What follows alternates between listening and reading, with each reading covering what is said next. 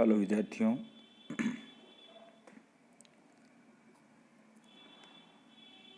पिछले अध्याय में हमने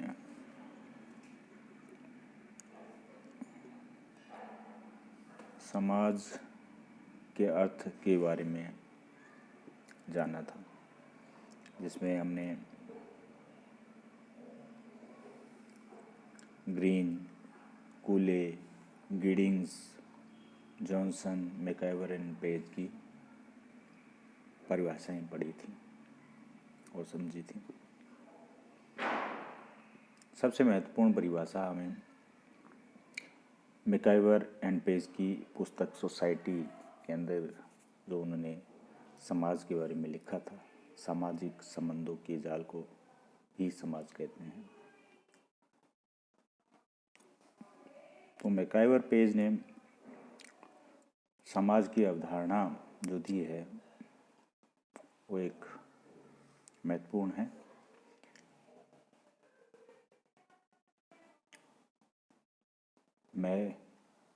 मैकाइवर ने समाज के निर्माण में महत्वपूर्ण तत्वों की बात करी है जो सामाजिक संबंधों की एक जटिल संरचना को बनाते हैं। तो वे तत्व आपको स्क्रीन पे दिखाई दे रहे हैं। रीतियाँ, कार्य प्रणालियाँ, अधिकार, समूह तथा विभाग, पारस्परिक सहायता, मानव व्यवहार पर नियंत्रण और स्वतंत्रता। मैकाइवर पेज ने इन तत्वों के आधार पर समाज की संरचना के निर्माण की बात करी है। किसी भी समाज में या किसी भी सामाजिक संरचना का निर्माण इन्हीं तत्वों के आधार पर होता है। सबसे पहले रीतियाँ। रीतियाँ क्या है? हमारे जीवन जीने का जो तरीका है, एक पैटर्न है। उस पैटर्न को ही, उस सामाजिक प्रतिमान को ही रीतियाँ कहा जाता है, जो समाज व्यवस्था को बनाए रखने में महत्वपूर्ण होता है। जैसे कि खान पान, रहन सहन, वेशभूषा, धर्म, प्रथाएं, ये सब रीतियों के अंतर्गत आ जाता है। हमारे डेली रूटीन के, प्रतिदिन के कार्य जो रेगुलर रूप से हम नियमित रूप से अपनाते हैं, वह हमारी रीतियाँ ही हैं। दूसरा है कार्य प्रणालियाँ। मैकाइवर एंड पेज ने सामूहिक रूप से कार्य करने वाली कार्य प्रणालियों को संस्थाओं के नाम से पुकारा है। यानी कार्य प्रणालियाँ जो एक लंबे समय के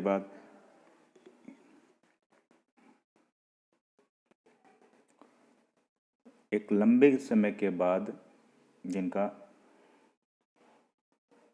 एक स्थिर ढांचा बनता है, वह कार्य प्रणालियाँ होती हैं।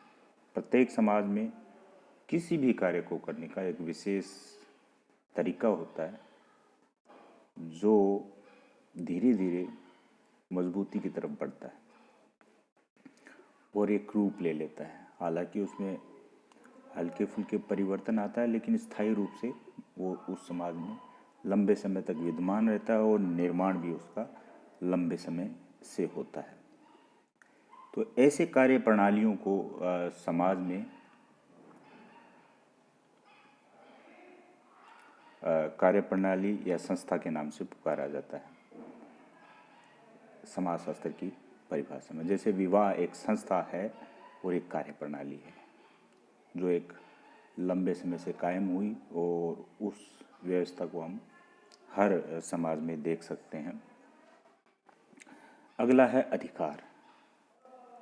प्रत्येक समाज में अधिकार प्रभुत्व देखने को मिलता है। ऐसा कोई भी समाज नहीं है जहां आपके अधीनता के संबंध नहीं पाए जाते। परिवार को देखिए, परिवार में मुखिया होता है, राज्य में राजा प्रमुख है, और इसी प्रकार हम किसी संस्थाओं में देख सकते हैं, एक स्टेट में प्रधानमंत्री हो सकता है, तो एक ऑफिस में भी एक हिरार्की होती है जिसमें अधीनता के संबंध पाए जाते हैं। इस प्रकार कार्य किसी भी संस्था के अंतर्गत अधिकार देखने को मिल सकते हैं, और उन अधिकारों के आधार पर ही समाज में एक व्यवस्था कायम होती है। अगला है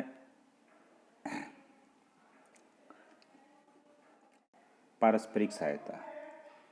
प्रत्येक समाज अपनी आवश्यकताओं की पूर्ति के लिए दूसरे समाज पर निर्भर है। एक परिवार दूसरे परिवार पर निर्भर है,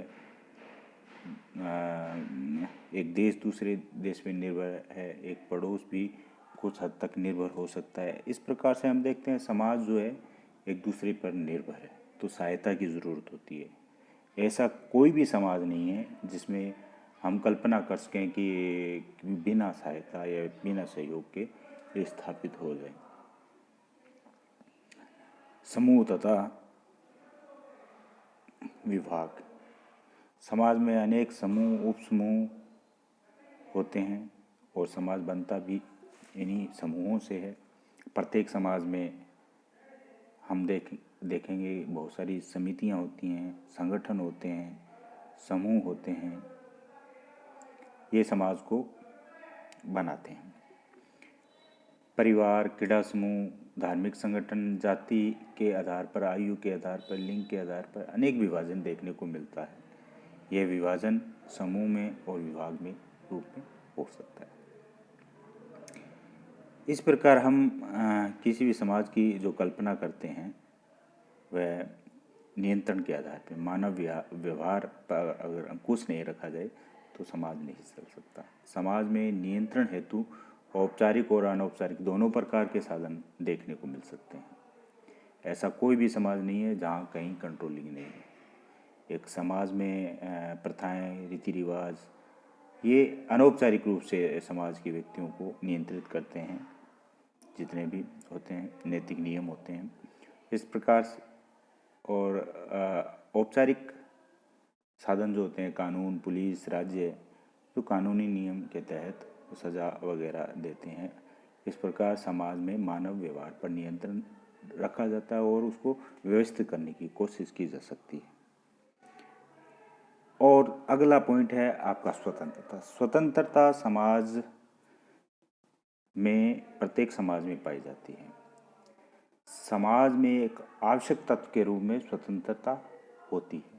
समाज में स्वतंत्रता का अर्थ है मनमाने ढंग से व्यवहार करने से नहीं, बल्कि व्यक्तियों के विकास के लिए ऐसा उचित वातावरण तैयार करना कि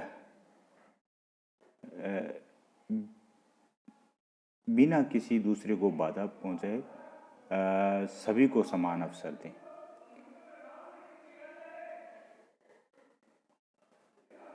इसके अलावा मैकाइवर पेज ने व्यक्तियों की बहुलता, सामाजिक संबंध, सामाजिक अंतःक्रिया तत्वों को भी महत्वपूर्ण माना है। इसके अंतर्गत सामाजिक संबंध के बिना समाज नहीं बन सकता, उनमें अंतःक्रिया भी होती है, व्यक्तियों की बहुलता भी होती है। इस प्रकार समाज की अवधारणा को उसने कई बिंदुओं के आधार पर समझाने की कोशिश करी है, जो समाज बनने, निर्मित होने, सामाजिक संरचना का निर्माण करने में आवश्यक है।